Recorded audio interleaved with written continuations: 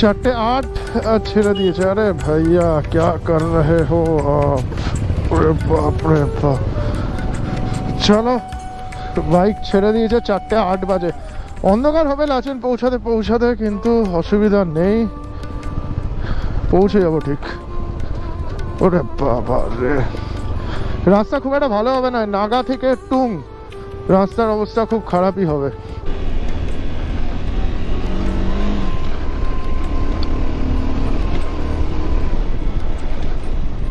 আমি আর নীলাদ্রি এটা জানতাম যে যতগুলো বাইকই আমাদের আগে বেরোক, 1-1.5 মিনিটের মধ্যে আমরাই প্রথমে চলে আসবো, ওভারটেক করে নেবো তাদেরকে,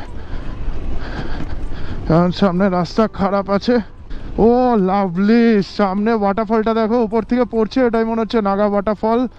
যেহেতু নাগা ভিলেজ রয়েছে পেছনে, নাগা ভিলেজের সামনেই এই ওয়াটারফল, তাই জন্য নাম হয়তো নাগা ওয়াটারফল। আমি ভুলও হতে পারি, তাও তোমরা যদি জানো একটু কারেক্ট করে দিও। তবে মনে হচ্ছে এটা নাগা ওয়াটারফলই হবে। এটা যদি 4টে না করে 3টের সময় ছাড়তো তাহলে খুব ভালো হতো, তাহলে আলো থাকতে থাকতে আমরা লাচেন পৌঁছাতাম। আসলে আজকে তো লাচেন পৌঁছাতে অন্ধকারই হয়ে যাবে। চেকপোস্টে আবার গোপ্রো খুলতে হবে, চেকপোস্ট ক্রস করে আবার গোপ্রো লাগাতে হবে, অনেক কিছু ব্যাপার আছে। তো এখান থেকে মোটামুটি ধরো না 50 কিলোমিটারের জার্নি, তো 50 কিলোমিটার যেতে এরকম খারাপ রাস্তা হলে তো একটু সময় লাগবেই।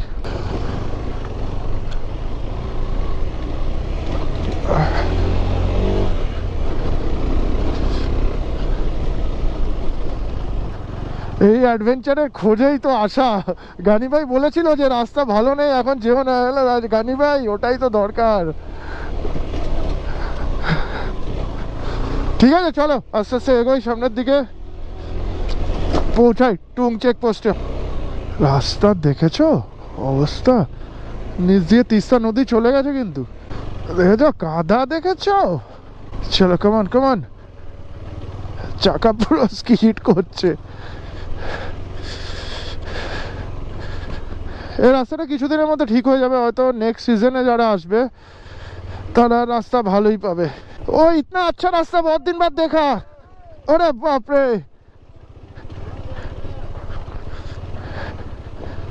উপরে লাগাতে বাধ্য হলাম, পেছন থেকে এতটাই খারাপ রাস্তা ছিল, ভাবলাম তোমাদের একটু দেখাই। পুরো কাদা ছিল ওটা, আমরা যদিও ক্রস করে চলে এসেছি, ওখানে দাঁড়িয়ে গোপ্রো লাগানোর কোনো মানেই হয় না। আর এই ব্রিজটা দেখো, এই ব্রিজটা মাঝখান দিয়ে ভেঙে চলে গেছে, হাফ রয়েছে হাফ ভেঙে গেছে। কি অবস্থা দেখো, কি সিচুয়েশান হয়েছিল। তার মানে ভাবো নদী কত নিচে রয়েছে ব্রিজ থেকে, তো এই ব্রিজটাকে ভেঙে উড়িয়ে দিয়েছে। এটা ব্রিজটা নতুন তৈরি হয়েছে, 12 অক্টোবর এই ব্রিজের ইনগরেশন হয়েছে, 12 অক্টোবর। আর আগে ওই উঁচু দিয়ে ব্রিজটা ছিল, ওটা ভেঙে চলে গেছে, এই উপর ফুপর দিয়ে জল গেছে। মানে বুঝতে পারছো কি ভয়াবহ পরিস্থিতি হয়েছিল, মানে কোথায় নদী রয়েছে আর কোথা দিয়ে জল গেছে। টুং আমরা পৌঁছাতেই চলেছি, কিন্তু তার আগে সানসেট হবে। আর এদিকে পাহাড়ের মাথাগুলো দেখো, চূড়াগুলো দেখো, পুরো অরেঞ্জ হয়ে আছে, লাল হয়ে আছে। টুং চেকপোস্ট পেরিয়েছি, এখন বাজে বিকাল 5টা 5। টুং চেকপোস্ট পেরিয়ে তারপরে আবার গোপ্রোটা লাগিয়েছি। দেখো এটা কিন্তু পুরো নিজের উপর, আর্মির এরিয়াগুলো বাদ দিয়ে যদি শ্যুট করা যায়। আসলে কিছু বলো তো, কিছু ব্লগার আছে যারা মানে যা তা শ্যুট করে। এখানে একসময় গুরুদংবারের রুটে বা নর্থ সিকিমে বন্ধ হয়ে যাওয়ার কারণ আমার যতদূর ধারণা আছে যে কোনো একটা ব্লগার, নন বেঙ্গলি ব্লগার এসে এই রুটে মানে গুরুদংবারের সাইডে ড্রোন উড়িয়ে দিয়েছিল। তো তারপর থেকেই কিন্তু এই অ্যাকশন ক্যামেরা, ড্রোন এসব বন্ধ করে দেয়। তো এটাই হচ্ছে, ড্রোন আগে থেকেই ব্যান ছিল, অ্যাকশন ক্যামেরাটা ওই কারণে হয়। অ্যাকশন ক্যামেরা মোবাইল নিয়ে সমস্ত রকমের ভিডিও করা যাবে, কিন্তু অ্যাকশন ক্যামেরা অন রাখা যাবে না। তবে ধারণা কিন্তু একটুখানি আলাদা রয়েছে। ওদের ধারণা, আমি কথা বলছিলাম, ওদের ধারণা যে অ্যাকশন ক্যামেরা থেকে নাকি জুম করে ভিডিও নিয়ে নেওয়া যেতে পারে, কিন্তু সেটা সম্ভব না, বরঞ্চ মোবাইলে অনেক বেশি জুম থাকে। তো অ্যাকশন ক্যামেরার উপরেই যত রাজ্যের রাগ আর কি। অ্যাকশন ক্যামেরাতে কিন্তু সেরকম আসেই না, দূরের ভিডিও ক্যাপচারই করা যায় না।